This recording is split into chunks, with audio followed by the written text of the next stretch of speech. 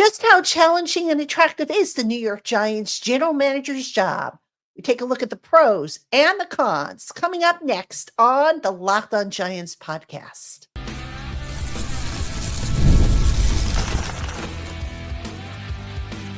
You are Locked On Giants, your daily New York Giants podcast. Part of the Locked On Podcast Network, your team every day. Hello, New York Giant fans, and welcome to another edition of the Locked On Giants podcast, part of the Locked On Podcast family, your team every day. I'm your host, Patricia Traina, credential member of the New York Giants media for Locked On, as well as for New York Giants on SI, which is where you can find all my written work. And as always, welcome on into my Blue Crew community members, my newcomers, my everydayers, and everybody in between. Thank you so much for spending part of your day with us here on the Locked On Giants podcast. And today's episode of the Locked On Giants podcast is brought to you by Game Time. Download the Game Time app, create an account, and use the promo code LOCKEDONNFL to get $20 off your first purchase. Terms apply. All right, folks, on today's Locked On Giants podcast, I've been reading on various articles, various social media sites and whatnot, if the Giants were to make a change at general manager, just how attractive would the job be to somebody? Would somebody want to really take this job, or is it just the type of job that you want to stay away from because it's just not really what you want to add on your resume? So I made a list of the pros and the cons as they stand today. And then I want to talk about, in segment 3, we'll talk about some of the challenges that face the Giants general manager. Now, before I get started, I want to make something clear. I do think, despite everything, despite the record, despite the fact that the team has gone backwards, I would be very surprised as of right now, when I mean right now, I mean as of this recording, I would be surprised if the Giants make a change at GM. I don't think they will. I'm not going to sit here and say that Joe Schoen is 100% assured of coming back. I think that percentage is dropping week by week, loss by loss, but I'd still say he's got a better chance of coming back than Brian Daboll, the head coach. So that being said, let's play devil's advocate here. If the Giants did decide to move on from Joe Schoen and hire a new GM, how attractive is the game?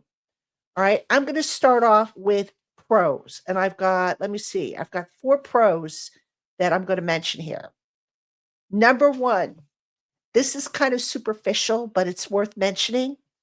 The New York Giants, as everybody knows, they just completed their 100th year in existence, and it's not been a very good year. We could all agree on that. So this is an opportunity now, come 2025, to come in, lead a new era of New York Giants football.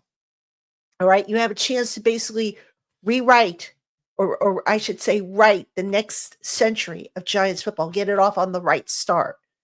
To someone, that might be challenging. It's like the last decade plus, we all know it hasn't been a very, successful decade, except for, here and there. So for someone who was really hungry and up and coming and really, embrace the challenge, it's a challenge to go and lead this new era. All right. Now, pro number 2, ownership support. So by that, I mean the GM is in charge of the football decisions. It is not what John Mara wants. It is not what Steve Tisch wants, contrary to popular belief. We saw that in Hard Knocks, right? We saw it with the Saquon Barkley negotiations. John Mara sat there in Joe Schoen's office and, expressed concern about risking Saquon Barkley leaving the team. And Joe Schoen stuck to his gun because at the end of the day, it was his decision. And John Mara, as owner, can obviously say what he wants. He can voice his opinion as often as he wants. But at the end of the day, it is the GM's call. And ownership will support the GM, whether they agree or disagree. All right. So that's valuable. And don't underestimate that, because if you're in a position of power, allegedly, and you have somebody above you who's undermining you or second guessing you, that can lead to some really bad, business, if you will. So that I think would be important and a pro for the job. Number 3, good draft position. Right, the Giants right now, I think, hold the first overall pick in the draft. This is before the Raiders Falcons game, by the way. I'm saying this, but as of right now, the Giants have the number 1 pick overall. They should finish in the top 3, possibly as high as 2, maybe even at number 1, depending on how these last 3 weeks go. So they have really good draft position to where now they have the option of either trading down if they want to and acquiring more picks, or getting themselves a really, really good impact player. Right now, interestingly enough, I don't think the Giants have ever had the number 1 overall pick in the draft. And I'm not counting Eli Manning, who was the number 1 overall pick. Remember, they had a trade to get Eli, so that doesn't count. So if the Giants do finish with the number 1 overall pick in the draft, I believe it'll be the first time in franchise history that they are in that position. Okay. The other item that is a very, I think is an attractive part of the job. The Giants are going to have one of their healthiest cap situations in the offseason. According to Over the Cap, the Giants have a cap right now. They have a cap space total of $57.26 million, which is the 14th most in the NFL. All right. And that's with 40 players currently under contract for 2025. Now, remember, the top 51 kicks into effect on the first day of the new league year. So basically, they've got $57.26 million to spend to add another 11 players to hit the top 51. That's a lot of money. Now, again, I want to make something clear with the salary cap. The salary cap space is fluid, all right? And that total right now doesn't take into consideration any carryover from this year. So what that means also is there has to be postseason accounting done, all right? Players are going to get incentives, or guys that maybe didn't reach escalators, that's going to be taken away. So, for example, Micah McFadden, he's going to get an escalator based on, the fact that he's been a starter and he's played more snaps than what his salary may be allowed for. So the cap is not final. It is fluid. There is going to be some adjustment to it. There will be some adjustments made to the cap space.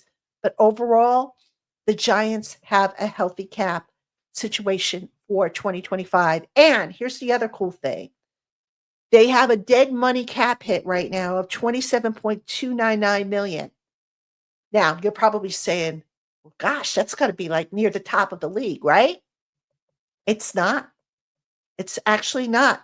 It's 7th right now, the 7th highest dead money hit in 2025. It is better than the dead money hit for the Eagles and the Raiders. All right, those were just a couple of the teams. And I think the Saints ranked number 1 in terms of dead money already accrued for 2025. And we all know that 22.2 million of that comes from the Daniel Jones contract. So really, the Giants are in pretty good shape. Now, the cap space, the other thing you have to take into consideration, the final cap number has not been announced. So if it goes up higher than what is expected, Giants are going to have even more money. They could possibly have close to 70 million, depending on how the cap actually works out, what the final cap number is, depending on how much they can carry over from this year. So they've got a very, very healthy cap situation right now, probably their healthiest since Joe Schoen took over as general manager. So bottom line is they've got the means to now really build up the roster between the cap space, between having a good draft pick. And I just, going back to the draft spot, if the Giants do get the number 1 spot, not only is that important in the first round, it's also important in the second round, because that means the Giants will have the first pick of day 2, which means they can basically do whatever they want again on day 2. They could trade back into the first round if they want. They could trade down. So really, things are kind of shaping up to where there are some advantages if you're the GM of the New York Giants. Now, what are some of the cons? There's a few. I have 4 that I'm going to talk about right after this. Hey, Giant fans, Game Time is focused on togetherness this holiday season. That means when you bring people together at live events, the experience is that much better and it's the perfect gift.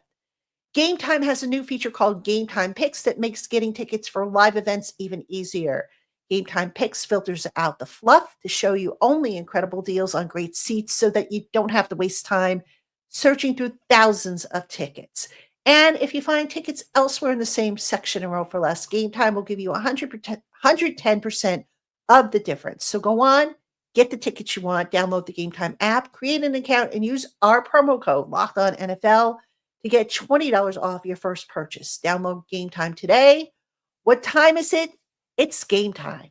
Hey, Giant fans, get ready to tackle the NFL action with FanDuel, America's #1 sportsbook. Because right now, new customers can bet $5 and get $150 in bonus bets if you win. So when you get a hunch in the middle of the game, you can check out the latest stats, view live play-by-play, and so much more, all on the very same page where you place your bets. Visit FanDuel.com to get started with $150 in bonus bets if you win your first $5 bet. Again, that's FanDuel.com. Never waste a hunch and make every moment more with FanDuel, an official sportsbook partner of the NFL. All right, Giant fans, welcome back to the Locked On Giants podcast. I'm your host, Patricia Traina. And coming up this week on the Locked On Giants podcast, fingers crossed, but I'm supposed to have a guest on tomorrow's show. It's a former Giant player who's going to be on with me, and we're going to spend the whole show basically talking about the state of the Giants and where they go from here and what's gone wrong and kind of get a different perspective from a player's point of view as to some of the issues and challenges that have gone on this season. So that is the plan. I'm not going to tell you who the player is just in case we have to reschedule, but it's somebody I think you'll all recognize and we'll be happy to hear from. I know I was happy to hear that he was interested in coming on the show, and I'm looking forward to having him on, assuming that nothing gets in the way of the scheduling. Then also on Thursday, we have Crossover Thursday. Aaron Freeman of Locked On Falcons and I will talk about this weekend's Giants-Falcons game. Yes, folks, we have to still do the crossovers. We still have 3 games left. So just bear with me. I know a lot of you don't want to hear about the games anymore, but we still have to cover them. So anyway, let's get back to our topic, and that is the pros and cons of the Giants general manager job. And in the last segment, obviously, I talked about the pros. Now I'm going to talk about the cons of this job. And again, if you're jumping in at this point in the program, this is not to suggest that Joe Schoen is going to get fired. I don't believe he is. But as I said at the start of the show, I don't think he's on maybe as solid ground as maybe he was a few weeks ago. But I do think he'll be back. But anyway, let's talk about the cons. Number 1, the media. Yes, that's right. I'm part of the media. And I know a lot of you say, well, you guys don't ask the tough questions. They do get asked, folks. They don't get answered necessarily, but they do get asked. And I don't have to tell you guys that the media in New York can be very, very brutal, especially when there is blood in the water. So you got to have thick skin. You have to, be tough. You have to have the right demeanor, because if you don't, the media can eat a person alive in this business. We've seen players fall victim to where they start picking fights with the media, and it just doesn't end well for anybody. So you've got to have thick skin for that. So that can be a con, obviously. Okay, the next con on the list, expectations. Now, since the Giants last won a Super Bowl in 2011, all right, so from 2012 onward, the Giants have had only 3 winning seasons and 2 playoff berths in that period. They have a 78, 130, and 1 record. Now, if for some reason the Giants were bringing in a new GM, that new GM is like, okay, what happened in the past? I don't care about that. I'm only focused on the future. Well, you know what? The fans have been around for those last 10 plus years. They know they're hurting because the team hasn't been very good for most of the last decade plus. So the expectations are maybe going to be a little higher than they would if it was just any other job. All right, Giant fans are sick of losing. Media is sick of losing. So anybody coming into the job in 2025, whether it's Shane, whether it's a new person, the expectations are going to be sky high. Get the program turned around and do so fairly quickly because right now the Giants are a mess. We can all agree on that, I think. Okay, the next one. This is an obvious one, but a big one. There's no quarterback in place. The most important position on the team, a franchise quarterback. There is no quarterback in place. This is not a strong class in the draft, meaning that you have maybe 2 guys that are first round worthy as of right now. Again, that's subject to change. This is unlike last year when you had 6 guys go in the first round.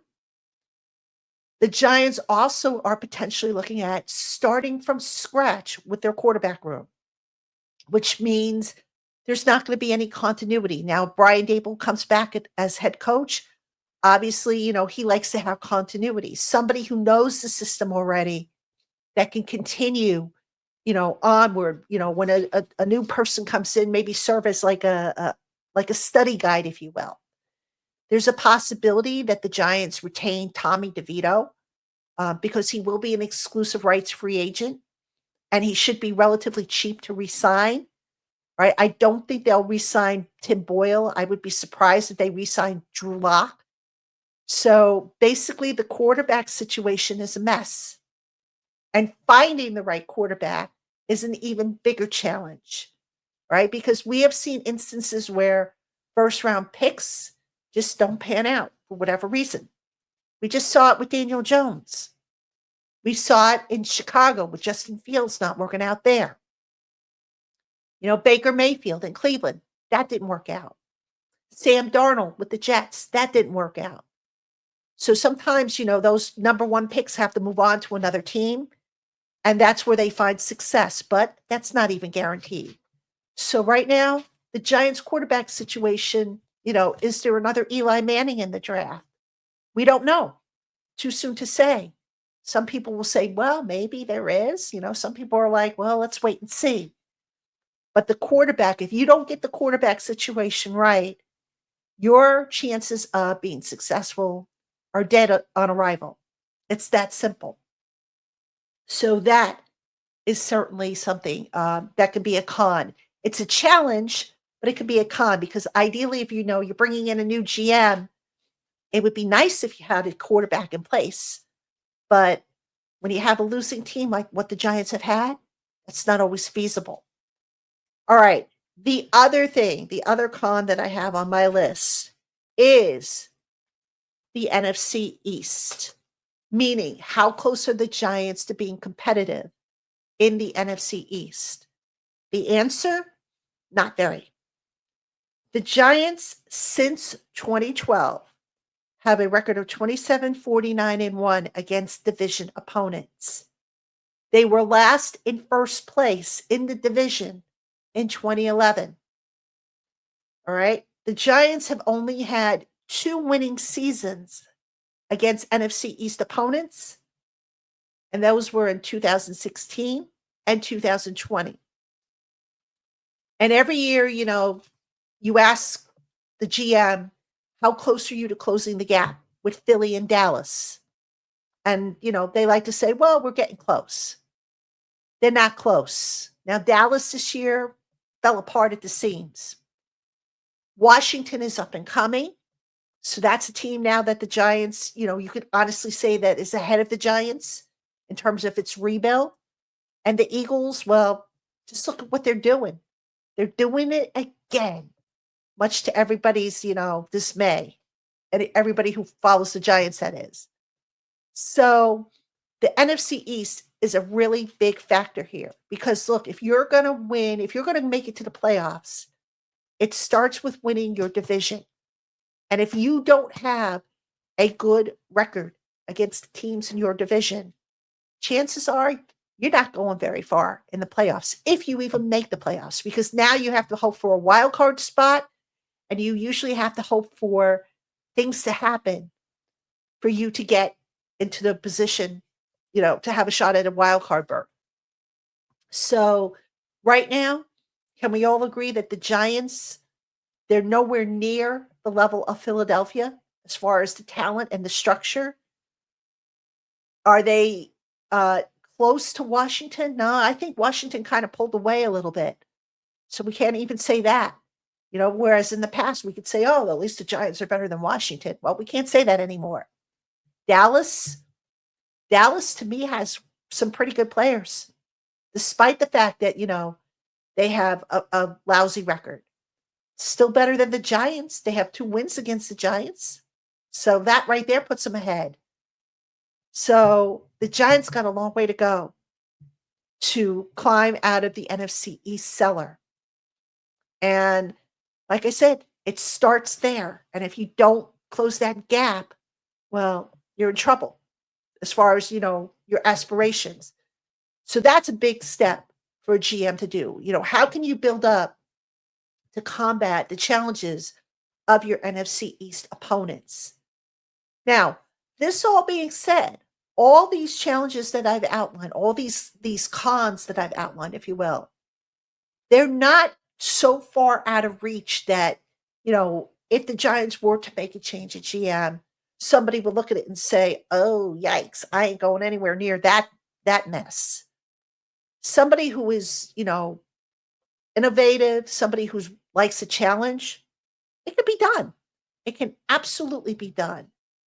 But that being said, it takes the right person. So when we come back, let's assume the right person is still Joe Schoen, which I believe, again, is going to be it. What's he looking at? What's the outlook? And realistically, how quickly can Joe Schoen turn this around for the Giants? We'll talk about that right after this. Hey, football fans, it's that time of year. The college football playoffs are back. And with the newly expanded 12-team format, it's guaranteed to be bigger and better than ever, bringing you all the hard-hitting action and high-flying excitement that you love. TNT Sports' coverage of the college football playoffs begins December 21st, starting with the College Football Playoff Kickoff Show presented by AT&T at 11 a.m. Eastern. That leads into our first matchup, the Southern Methodist University Mustangs battling the Penn State Nittany Lions at noon. Then the Clemson Tigers look to upset the Texas Longhorns in a showdown at 4 p.m. Eastern. Don't miss a moment of the action. Watch the college football playoffs presented by Allstate live on TNT, True TV, TBS, and Max. All right, Giant fans, welcome back to the Locked On Giants podcast. I'm your host, Patricia Traina. And, we've just gone through the major pros and cons of the Giants general manager job, which, again, I think Joe Schoen's going to retain it, even though you can probably start to make a really strong case that he shouldn't, given how the team has gone backwards. You can look at the fact that the Giants this year had injuries like they did last year. They had lousy quarterback play like they had last year. They didn't have, a solid defense. They didn't have a number one receiver. But yet last year they managed to get 6 wins as opposed to only 2 wins this year. You can make all those cases. But here's the thing. I say that I think Joe Schoen is going to be back in the role because John Mara, the impression I get, wants the continuity. Now you're saying to yourself, but the continuity has been lousy. And you'd be right. But here's the continuity that I think they're looking at. The foundation that has been built You look at this year's draft class, which has been solid. Some of the acquisitions, the veteran acquisitions, Brian Burns, for example, there's a foundation in place. Now, they have to add to it, obviously. I mentioned the quarterback. They could probably use another receiver because I don't think they're going to keep Darius Slayton in free agency. You can make the case that, they need to definitely add to the interior defensive line. They need to add offensive line help, young offensive line talent, so that they have that in the pipeline, so that if there are injuries on the offensive line, and there are, I think the Giants are on their seventh offensive line combination now this season. You want to have young talent in the pipeline to step in, which the Giants just don't have right now. Defensive line, I've mentioned, cornerback, which is a huge, huge need. So there's a foundation in place for this team, but not enough to where you can honestly say that the team is built to win now. Not even close. But there's a foundation. This is not like, a franchise that is just in such total disarray that you're sitting there saying, okay, who are our core players? I get it. The results haven't been there. I get it. It's been disappointing. The Giants are losing to teams that they should theoretically beat. They're getting blown out by teams that are much, much better than them. It's all frustrating. Totally get it. But I think with the right moves made, I think if they sort out what they're going to do with head coach, again, I don't feel that Brian Dable is a slam dunk to return, although I suspect they will retain him, but with conditions, things that he's going to have to change, which I've talked about on the program before. And look, here's the biggest question of all with regards to the GM and to an extent with the head coach. If you're ownership, what you have to ask yourself is this. The quarterback position is a big one. If you do allow this regime to draft that quarterback, how many years does that buy them? Maybe 2 years, 2 more years? Can you be patient to go through 2 years of growing pains? That's what you've got to ask yourself. Can you be patient to say, all right, you know what? Some of our veterans that we have that are core guys, they're going to be 2 years older by the time we hopefully turn this around. And even then, there's never a guarantee that they're going to turn everything around. So these are all questions that John Mara, Steve Tisch are going to have to ask themselves and be honest with themselves. Again, I do think at the end of the day, Joe Schoen returns, even though, the results are just getting worse and worse by the week. I think Brian Dable is still kind of on the fence there. If I had to put a percentage on it, I say right now, maybe it's about 60% that he comes back. But again, I do think if he does come back, it'll be with changes. And we'll just see if the Giants decide to stay the course with the leadership they have in place. And if leadership can overcome some of the roster challenges, the roster building challenges, and use the resources above all that they will have at their disposal, the salary cap space and the draft position, will they use it wisely? That's the big key. All right, Giant fans, that's going to do it for this edition of the Locked On Giants podcast. As always, thank you so much for tuning in, spending part of your day with us here. Be sure to tune in tomorrow. Hopefully, I'll have that guest on for you. And if not, I'll be back with another episode of Locked On Giants regardless. All right, everybody, have a good one. I'll see you tomorrow.